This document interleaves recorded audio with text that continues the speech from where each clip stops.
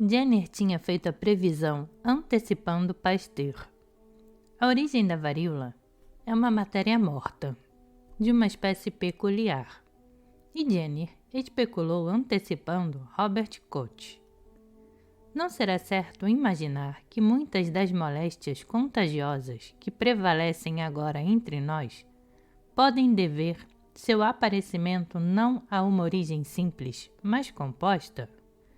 Por exemplo, é difícil imaginar que o sarampo, a escarlatina e a inflamação ulcerosa da garganta, com pintas na pele, tenham todas vindo da mesma fonte, supondo alguma variedade nas suas formas de acordo com a natureza de suas novas combinações. Jenner sabia, tanto quanto uma vaca, que a varíola era causada por um vírus. No microscópio eletrônico, esse vírus tem forma de um tijolo, um dos grandes do grupo do ácido desoxirribonucleico. Ele cresce nos embriões de galinha e a varíola é visível no fim de 3 dias.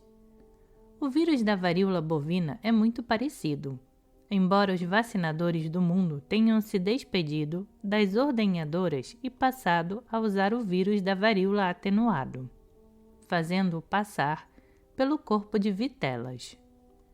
Há um século, quando a cada ano eram identificados novos micróbios, os médicos estavam ainda confusos a respeito dos germes. O conceito de infecção não surgiu para eles como um glorioso nascer do sol. Merecedor da contemplação científica, a explosão de descobertas, detonada por Robert Koch em 1876, foi tão violenta que, ao invés de iluminar a antiquada estrutura do pensamento científico, a reduziu a ruínas. Até os antigos fomites de Hieronymus Frascatorius foram lembrados para explicar aquelas misteriosas novas partículas, as quais ensinava vagamente o Dr. Husband de Edimburgo, 15 anos depois de Koch. Segundo dizem, têm vida própria, são capazes de se movimentar em fluidos, procurar alimento, crescer e morrer.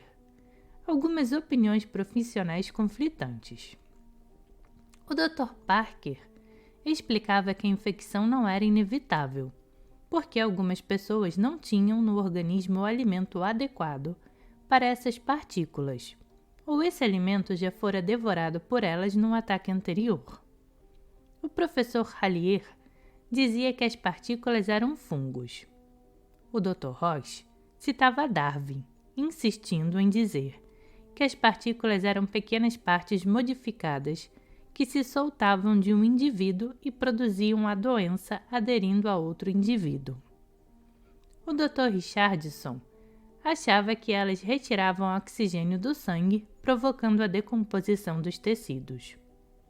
O oficial médico do conselho privado calculava oficialmente uma única bactéria pode procriar 16.777.220 indivíduos a cada 24 horas. A infecção, portanto, era um assunto sem argumentos definitivos, como é o câncer hoje. Porém, em meados do século, certos desinfectantes, como o fluido do Dr. Conde, começavam a ser usados abundantemente e os desodorantes apareceram nos manuais de saúde antes de atingirem a sofisticação do uso nas axilas. Água de colônia era o perfume favorito para disfarçar o cheiro extremamente desagradável e gangrenoso dos hospitais. Era preciso evitar que as fermentações e as putrefações misteriosas produzissem seus nebulosos contágia. Desse modo, o ácido carbólico, o permanganato de potássio e o cloro passaram a ser usados correta e eficientemente para evitar a infecção pelos germes que ninguém conhecia. Hipócrates tinha usado alcatrão. O contato direto do desinfectante e do contágio era também corretamente visto como essencial. A simples aspersão de ácido carbólico no ar do hospital era acertadamente considerada inútil. O calor seco, a uma temperatura de 125 graus centígrados, era recomendado como desinfectante mais eficiente de todos, o precursor da esterilização moderna. Para maior segurança e para prevenir a infecção e outras doenças, a população deve procurar limpeza, boa ventilação e drenagem, aconselhava acertadamente o oficial médico do Conselho Privado em 1866, e o uso de água completamente pura para beber. Florence Nightingale havia previsto isto em Scutari. Para ela, a limpeza era tudo. Durante toda sua longa vida, Florence Nightingale encarava os germes com o mesmo desprezo que via a supremacia masculina.